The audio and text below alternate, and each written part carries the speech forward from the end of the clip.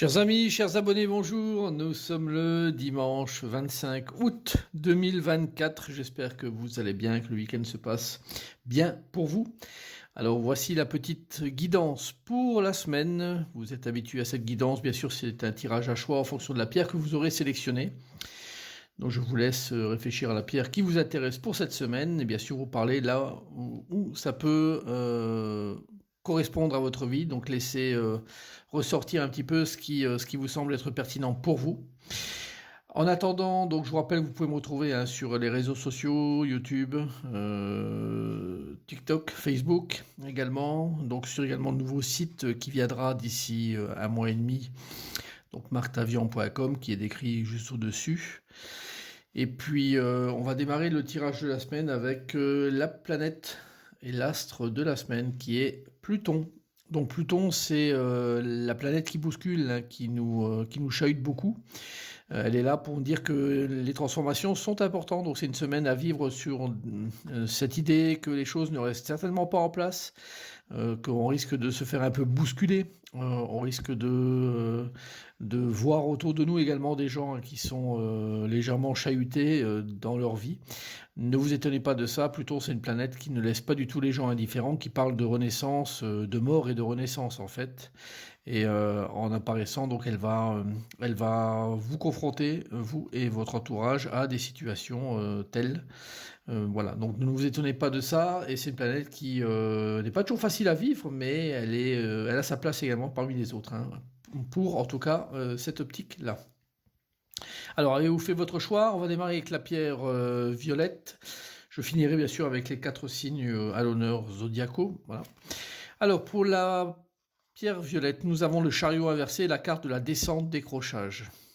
Bon, alors on est sur une idée de fuite en fait avec les deux cartes là, et de fuite plutôt importante. Donc cette semaine, n'hésitez pas à partir d'une situation de toute façon, hein, qui est compliquée. Même le fait de partir, c'est plutôt prendre la poudre d'escampette et rapidement. C'est-à-dire que c'est une fuite vraiment organisée dans laquelle on a tout intérêt à prendre tous ses biens et partir de manière extrêmement rapide. C'est au risque, hein, de toute façon de peut-être tomber dans le décor également en allant trop vite, mais disons c'est quelque chose qui est trop risqué de rester dans la situation dans laquelle vous êtes cette semaine, alors que ce soit une situation avec quelqu'un, donc une relation, que ce soit par rapport à un travail.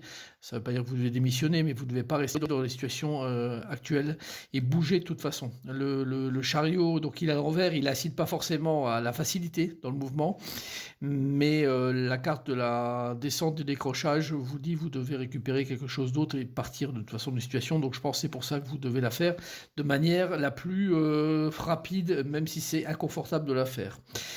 À voir où ça peut parler pour vous. Alors pour la pierre jaune, nous avons la papesse à l'endroit, et puis la carte de la joie, de la quiétude.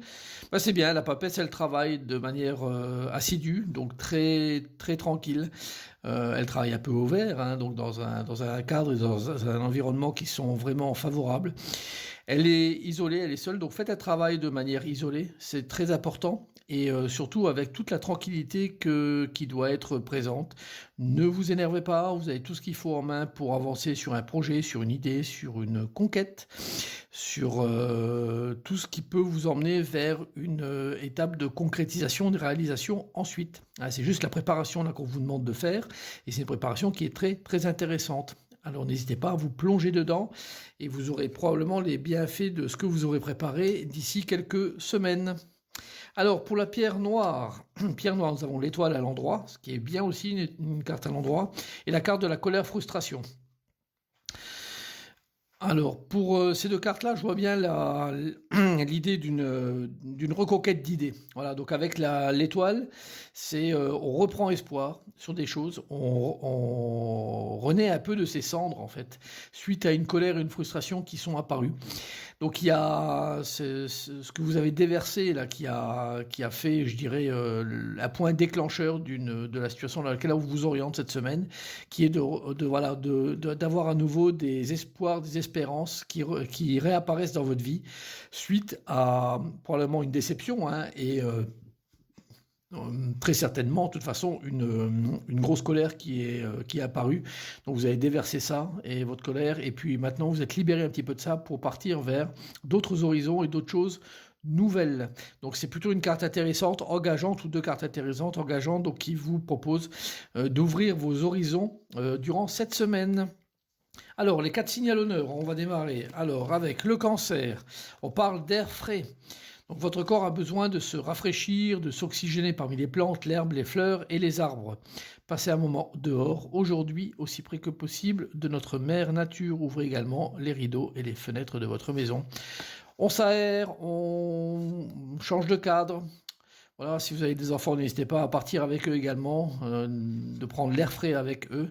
Et soyez rassurés, hein, cette carte-là, elle vous, de toute façon, comme beaucoup de cartes de l'oracle des anges, vous fait beaucoup de bien et vous incite vraiment à vous déconnecter un petit peu du quotidien pour vous, Cancer, aller vers quelque chose pour vous rafraîchir un petit peu les idées, quoi, hein. Donc c'est pas mal, on déconnecte un peu et on part vers d'autres horizons pendant une journée ou deux. Alors, nous avons la carte du Verseau avec Que désirez-vous? Vous avez maintenant l'occasion d'écrire le script correspondant aux désirs profonds de votre cœur. Lorsque vous aurez décidé clairement ce qu'ils sont, que vous aurez conscience d'être prêt et de mériter leur réalisation, celles-ci apparaîtront dans votre vie comme par magie. Donc Verseau, on vous demande de vous positionner, de ne pas laisser les choses traîner en principe et de vous poser les réelles questions. Qu'est-ce que je veux faire de telle ou telle chose? C'est ainsi que vous allez faire un peu de tri dans tout ce que vous avez en tête, et surtout, ça va vous ouvrir des portes vers ce que vous voulez, parce que quand vous manifestez de manière ouverte vos désirs, les portes sont beaucoup plus présentes et s'offrent à vous. Donc, amis Verseau, on se positionne. Alors, pour les Gémeaux, nous avons se mettre à disposition. Votre âme désire simplement servir dans la joie et nager dans un flot de bonheur constant qui vous apporte tout ce dont vous avez besoin. Concentrez-vous totalement sur le fait de rester dans ce mouvement, de donner et recevoir en toute situation et dans tout ce que vous faites. Voilà, donc pour vous, amis Gémeaux, on sert les gens. On est heureux, on est gai, on a une licorne avec nous pour nous aider dans cette mission. C'est un animal mythologique, donc il y a une symbolique qui apparaît. Servez-vous de tout ce que vous avez comme possibilité, comme moyen pour aider et améliorer votre quotidien et celui des autres. Donc se mettre à disposition une carte qui est très très altruiste pour vous, Gémeaux. Alors, et nous finissons avec le Scorpion. Scorpion abandonné et libéré. Vous êtes enveloppé des bienfaits de notre amour radieux. Ouvrez les mains pour abandonner les épreuves auxquelles vous vous agrippez. Tendez vos bras et votre cœur vers notre amour et notre assistance. Tout un halo de lumière qui vous entoure, Scorpion, et ça parle de vous libérer vraiment de tas de choses néfastes et de repartir vers des choses intéressantes. Le Pluton, qui était l'astre de la semaine, parle beaucoup dans le sens là, on le voit sur entre quitter des situations, des nouveaux espoirs qui apparaissent. Donc il y a toute cette dynamique qui apparaît dans pas mal de guidances aujourd'hui. Voilà, donc amis Scorpion, on y va pleinement et on se projette à nouveau, une carte très très violette, hein, les deux, vers tout ce qui est embellissement de sa vie, et puis peut-être une part d'ésotérisme en plus pour vous, les Scorpions. Voilà, j'espère que la guidance va vous servir et je vous souhaite bien sûr une très très bonne semaine à toutes et à tous. À bientôt.